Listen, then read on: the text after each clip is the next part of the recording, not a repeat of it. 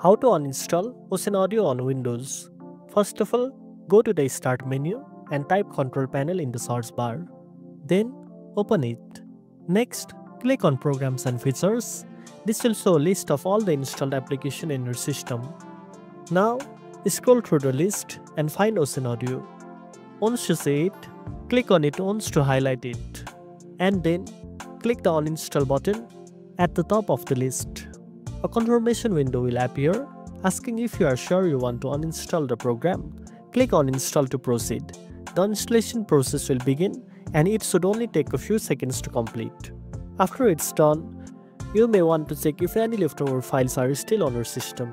To do this, open File Explorer and go to C Drive, Program Files or Program Files x86 folder.